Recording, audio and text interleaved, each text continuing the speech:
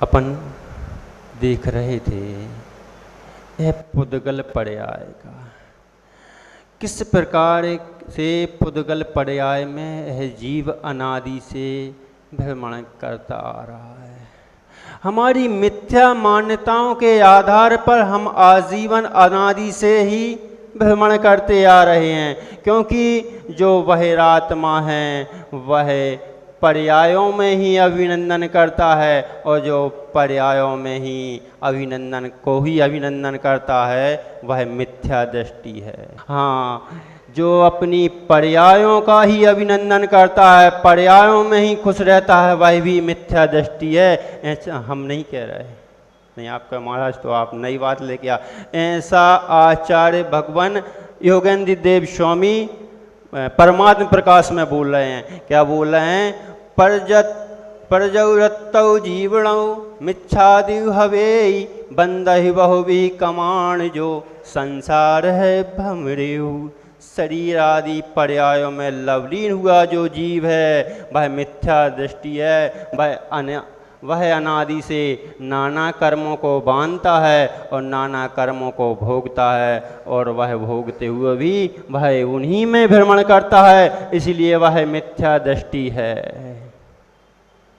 और कहते हैं संसारी प्राणी मिथ्यात्व के कारण अनादि से अज्ञान में भटक रहा है। जो पर की ओर निहारता है, जो देखता है कि मैं चला जाऊंगा इधर उधर चला जाऊंगा, मेरा काम बन जाएगा, अरे ऐसा बिल्कुल नहीं है।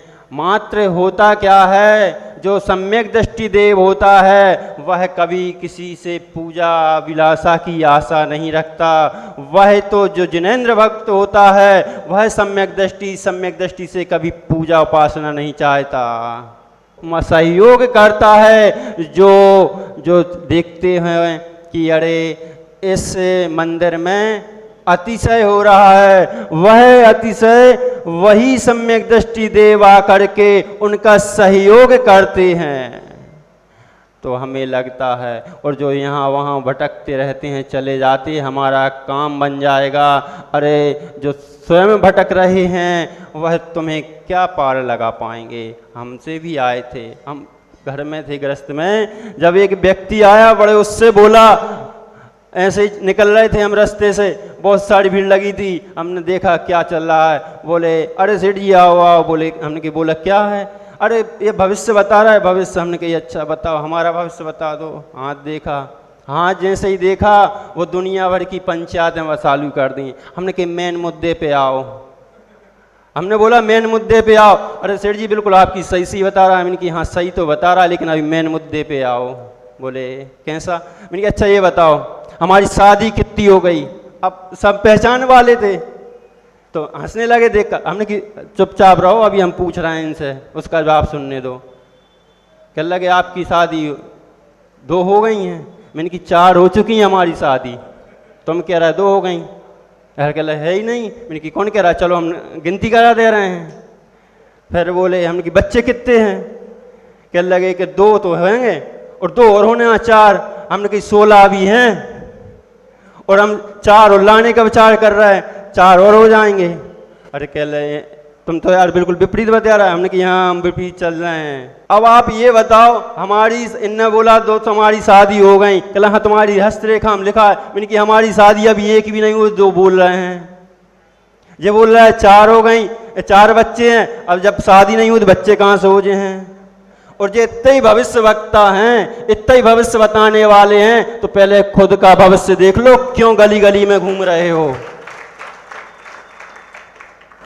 और 3000 वर्ष चंदन का वृक्ष बना रहा, जिसे हम आज खुशबू के नाम से जानते हैं, जिसकी हम पूजा करते हैं, पूजन में उपयोग लेते हैं। ऐसे वृक्ष चंदन का 3000 वर्ष तक वह बना रहा, और 5000 वर्ष कनेर का वृक्ष बना रहा। सोचो बंधुओं, यह मात्र मिथ्या मान्यता, मिथ्या दृष्टि का परिणाम है। हम सोचो, हम जब वह उसने मत चलाया तदभव मोक्षगामी, जिसके खानदान, जिसकी 4 पीढ़ी चरम चरम शरीरी थी, उसके बाद भी वह कोड़ा कोड़ी सागर संसार में भ्रमण करता रहा।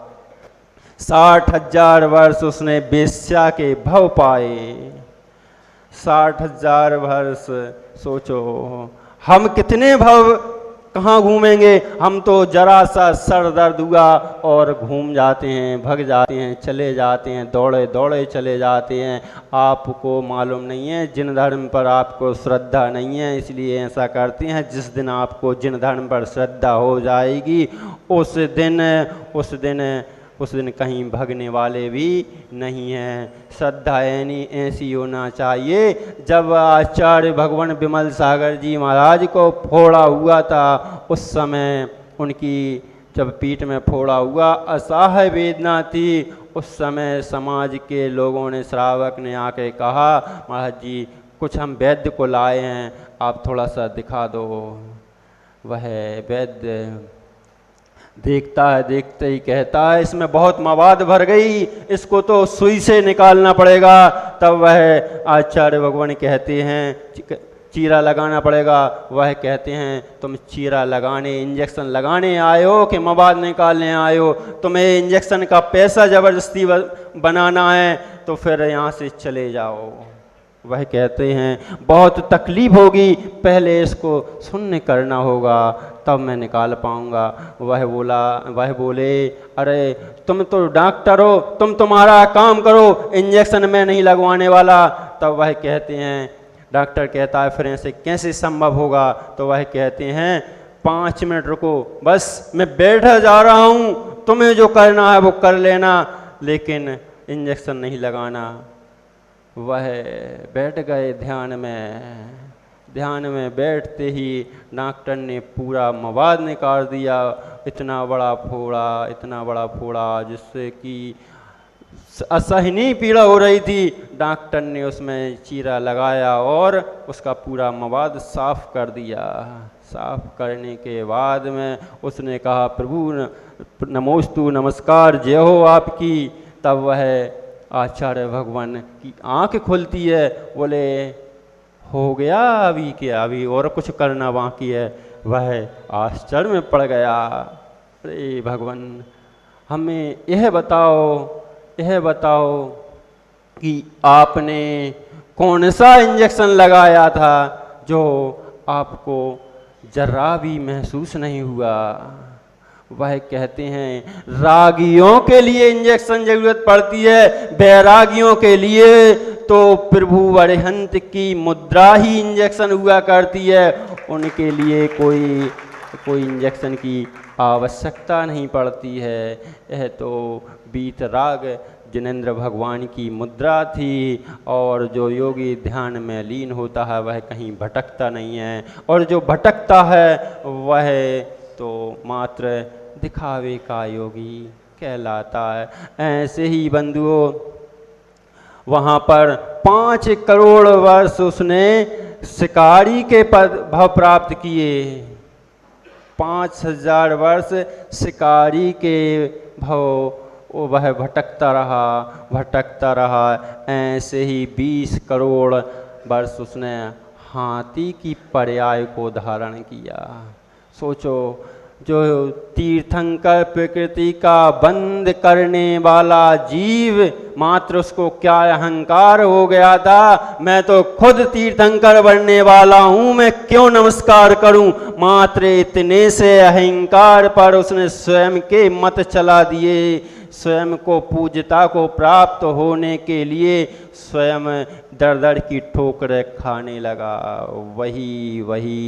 वही मारीची का जीव जो भगवान बनने वाला है। 60,000 वर्ष वह गधा पर्याय को धारण किया। सोचो, विचार करने की आवश्यकता है, हम कहाँ भटक रहे हैं। अब शेष समय अपना हो गया, फिर आगे अपन विचार करेंगे।